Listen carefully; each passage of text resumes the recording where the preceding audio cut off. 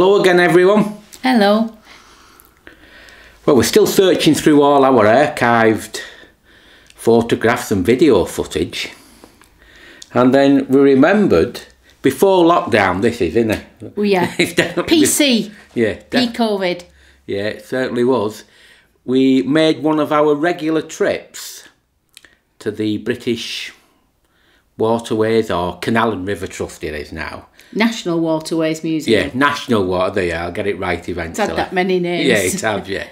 So we went to the Waterways Museum and did a lot of video looking at different things, because there's a load of history there, isn't it? And a lot of it. And crochet work as well.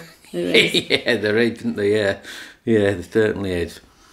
But we thought it'd be nice to show you some of that and explain a few things.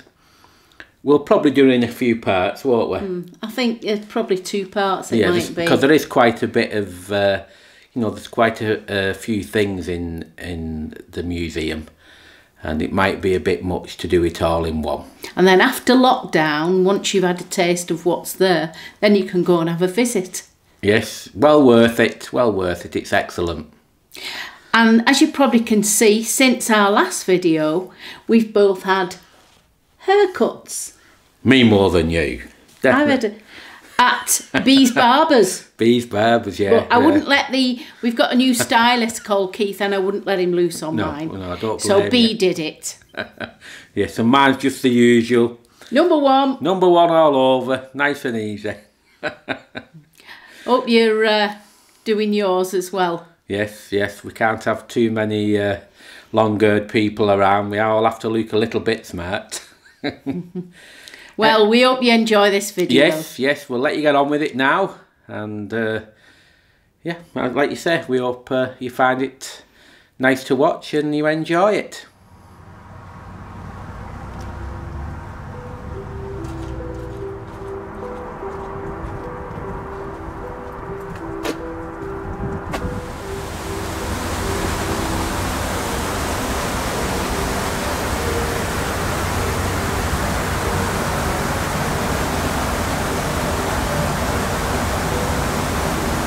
Welcome to the National Waterways Museum at Ellesmere Port.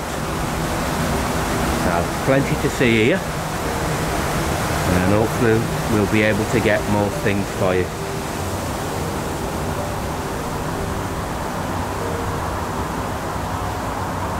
Ellesmere Port.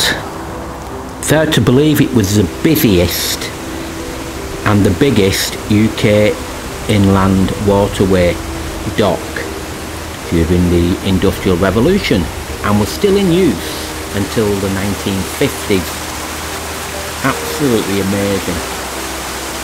And everything you see, there's new buildings and an hotel what's been built nearby, but all these buildings what you see, these are all original buildings. They're absolutely superb. In addition, you don't just see narrowboats. There's a variety of different types of boats what you can have a look at, and they're really fascinating to have a walk round, because you can go on to, you can go inside and have a look how they were set up and that. They're outside, and then there's an inside museum as well. But another thing what's really good is that there are some original houses. There's only 4 left. There used to be 12, and that's in a place called Port of Rome. We'll come to that soon, and we'll also talk about a very famous boat.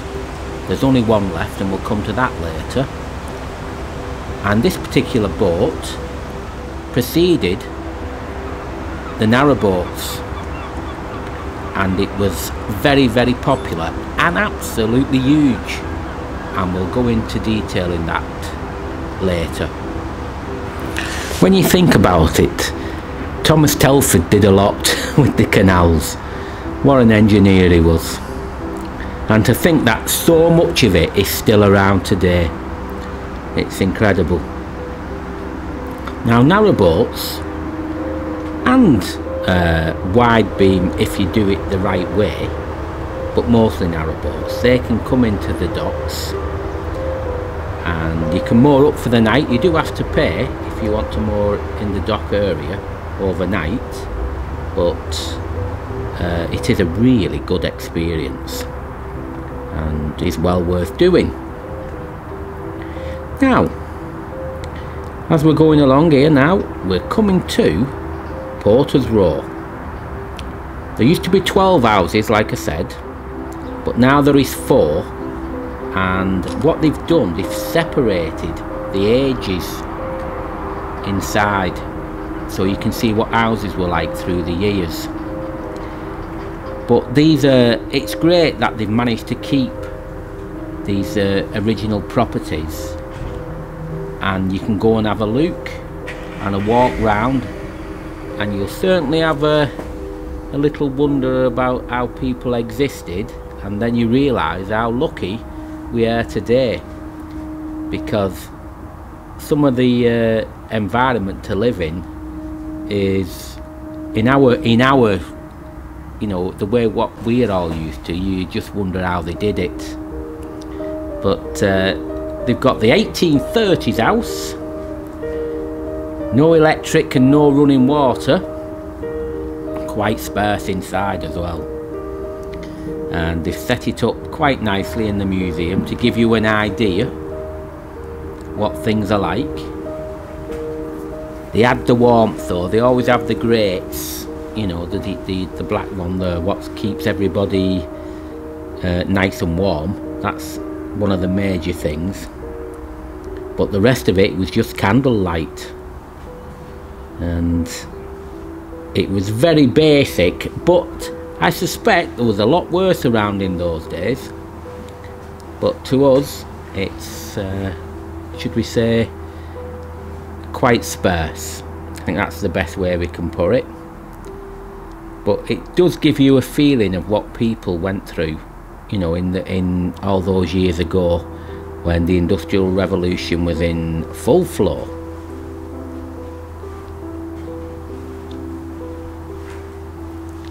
I don't think I'd fancy using that toilet, but the similar boats got a bucket and chuck it as well, and that's very similar to that. But not for me, thank you. And we've moved on to the 1900s. A bit of piped gas lighting in the downstairs rooms now. Now, I remember going to houses when I used to be in the gas industry. I remember years ago still coming across some gas lighting. It's not available now, but I do remember. But when you look around again, a bit of decorating, a bit of wallpaper, starting to put a few pictures up nowadays, or in those days, and you can see what people looked like then. Just getting a little bit, you know, a little bit nicer with better furniture, and that's one of the entertainment spots. That, you know, an organ or piano, that's where the families would have plenty of entertainment. But not many, I wouldn't imagine many of the poorer ones would have one of them. But it does you do realise how things have moved on over the years. Once I saw this, I thought, I'm not complaining about anything again. But it's great to see, and we found this very, very enjoyable, looking at all this. Really, really good, and you certainly appreciate what you've got now.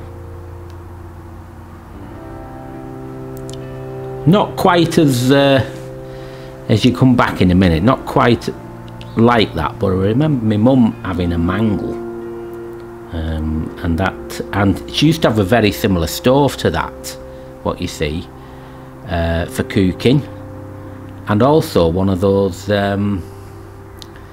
I forgot what they're called now, but it's where you dry your clothes. She used to have one of them above the coal fire. So not all things are strange here. Yeah, I remember my mum having a mangle for drying clothes, putting it through there. Yep, certainly do. And there's a bit of water now. They've got a bit of running water. So the luxuries are slowly but surely finding their way to these houses.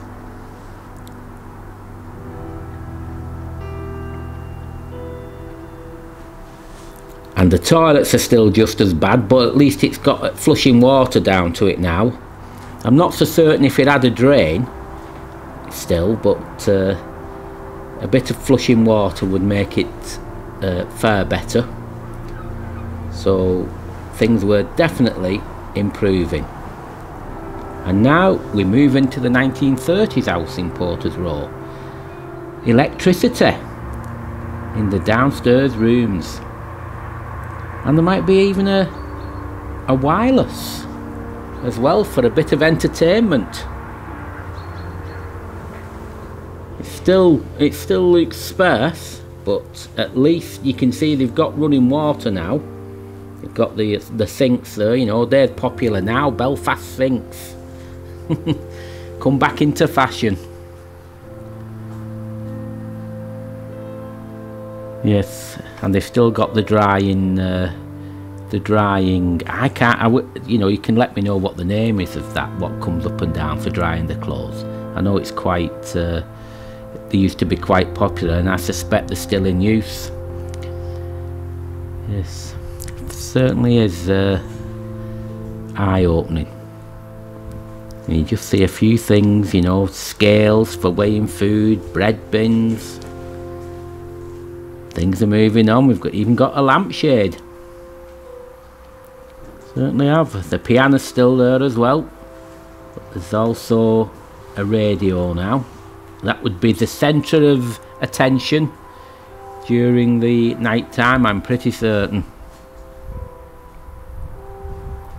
Yes. Very slowly but surely technology was coming into things, but still very, very sparse. A bit of food as well on the table. Oh, very posh.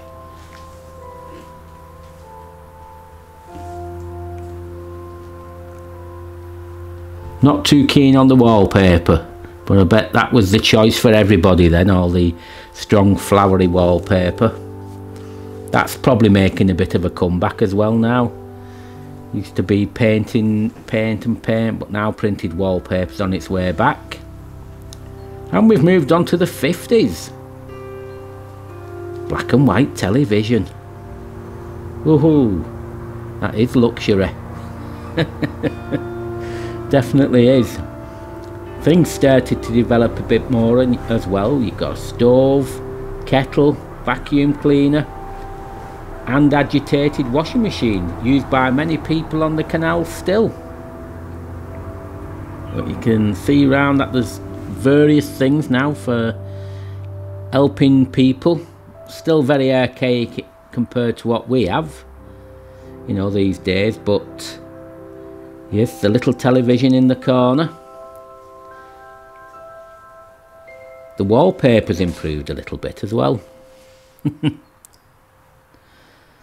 Yes, certainly an interesting time to have a look at all these things. We've got the cooker in the back as well, and I think it's called, if I'm not mistaken, there's something called a dolly tub as well around somewhere in this back here. I know they've got the water, hot water as well now, hot and cold running water. But I'm certain, just before we go off, I'm certain we come to what was called a dolly tub, I think, or a ringer. My mind fuzzies up a bit. Yeah, there we are. Something very similar to my mum's, that was. Definitely was. Anyway, back out again now. Those, you know, this is one of the cranes. You see, these are scattered all over the place on the canals. This is where the likes of coal was taken in there. And these are where they do, they put boats in here, they do some repairs there. And put some of the historic boats under cover there. And they do move around very tremendously. Sometimes there's, you know, there's different boats in for different occasions. But now we're coming up to one of the most historic boats in a minute. I think Bernadette just got, yes, she does.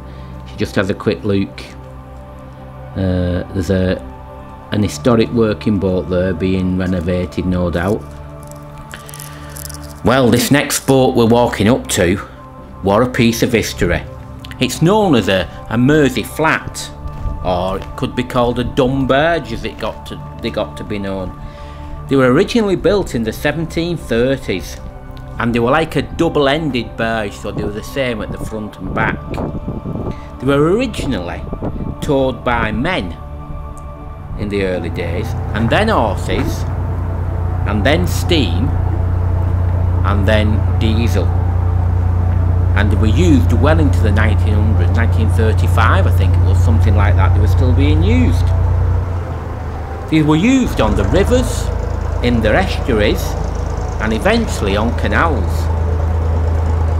And what you're looking at here is the last remaining timber Mersey flat, which is in very delicate condition. This particular one was built in the 1860s and was originally called Ruby. When fully laden, it could carry 80 tons of cargo. That's incredible. Think about it, all those years ago. Absolutely incredible.